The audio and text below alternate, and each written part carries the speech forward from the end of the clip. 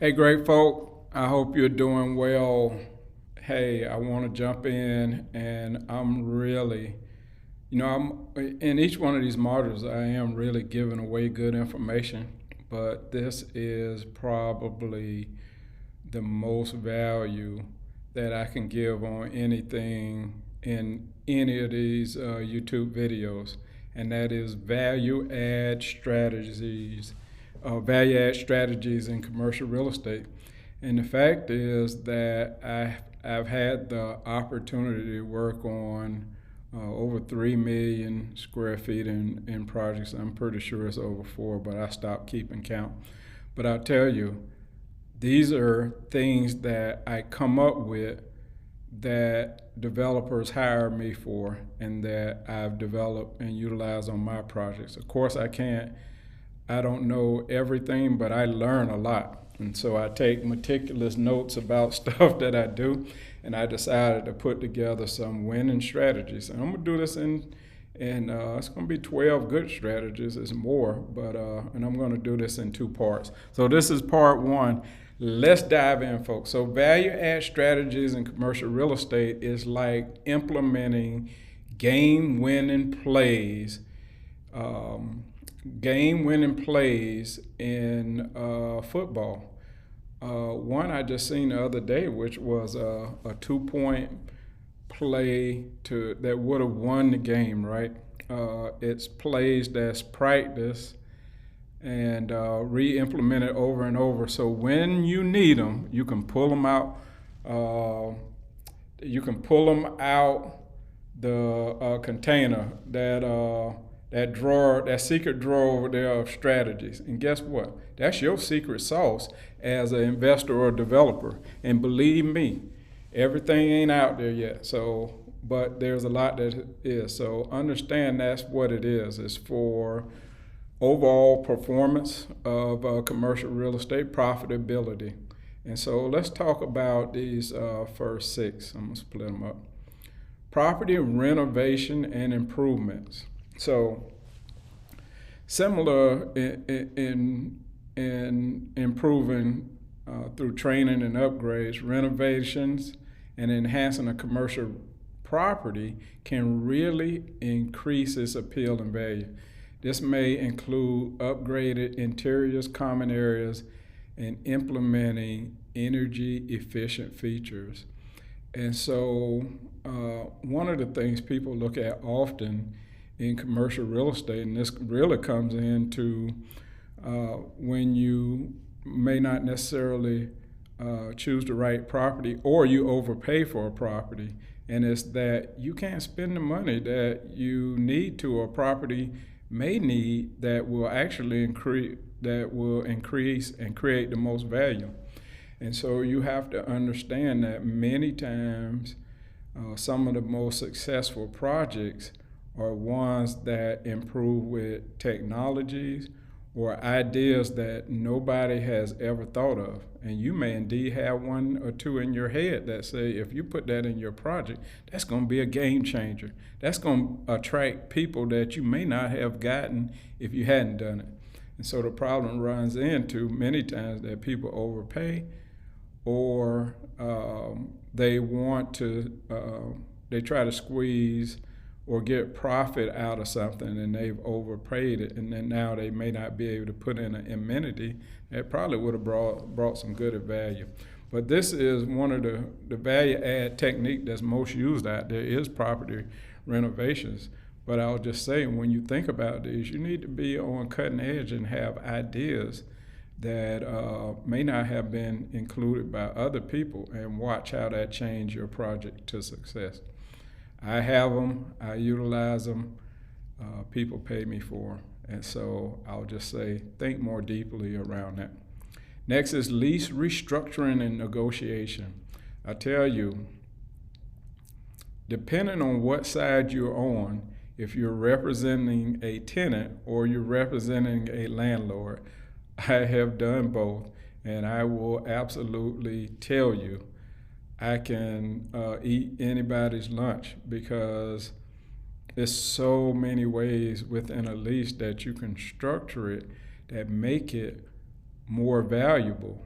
especially as a landlord, but as a tenant, is restructuring risk or moving risk to the other party. And so, you got to be aware. The most important thing is to get as much as you can off of you while it's still being a win-win for both sides.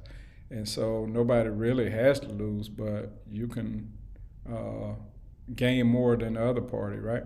So negotiating favorable lease terms, extending leases with existing tenants, and attracting higher paying tenants contributes to increased property value. So here's a little idea I'm going to throw out there. And so you'll have to reach out to me and come work with me on this, because it's absolutely gets done a lot. And that single tenant net lease, acquiring the right deal to restructure the deal to increase the value. Yes, I said it. It's done quite a bit, but very few people know how to do it. So just think about that. But it's not just single tenant net lease. It's whether you buy a strip center. I know one particular that's for sale, and the broker in it absolutely don't understand that those 2-year leases doesn't put very much value on the property. So that matters, and the negotiation matters. Third is operation efficiency improvement. This is a common one too. Now, people go in and say, for instance, we'll just say apartments is a good example, where although apartments is not my core focus, I started out doing residential, townhouses, single family, buy whole investor, so I understand them. Of course, I've consulted on them, so I very much understand them. Here's a big one here. The landlord pays for water. That's done on properties, on older properties, right? When that was a standard, we put that, we give you that incentive, and then we charge you, through our mechanism. We pay for the water and we charge you. Here's the problem with that.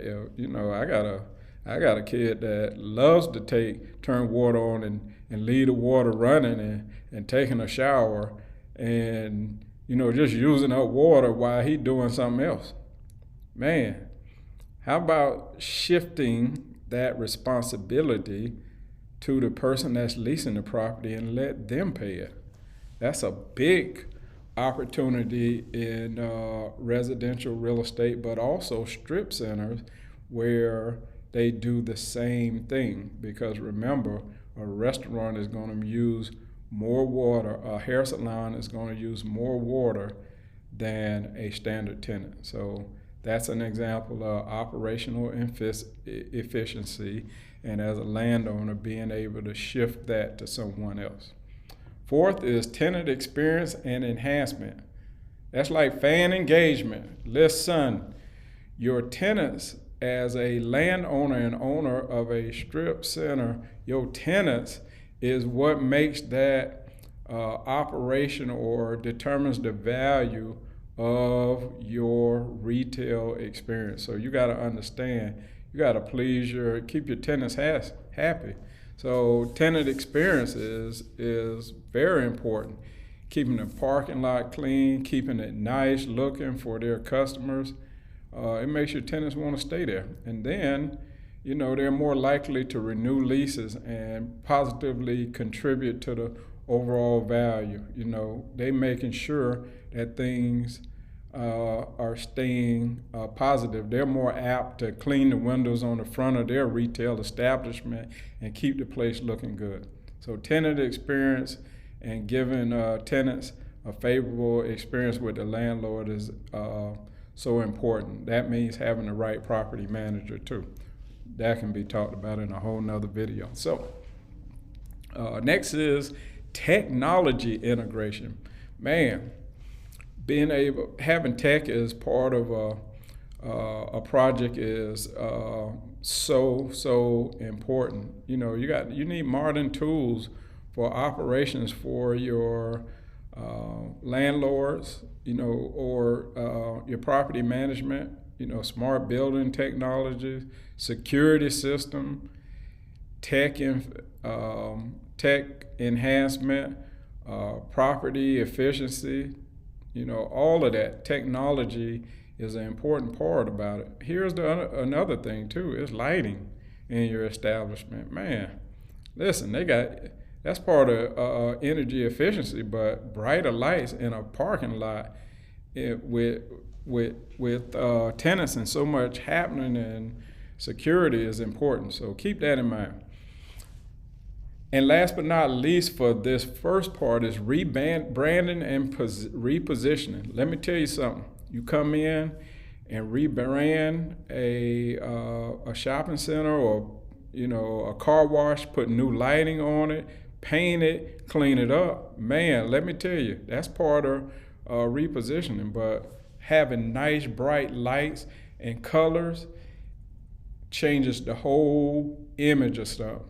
Start marketing to the public, refreshing the identity can attract a whole different audience and increase property value. I'll use car wash, for instance. What woman is going to go, and this is not that I'm talking to men, what woman wants to go to a parking lot that doesn't have good lighting? It's just flat out unsafe.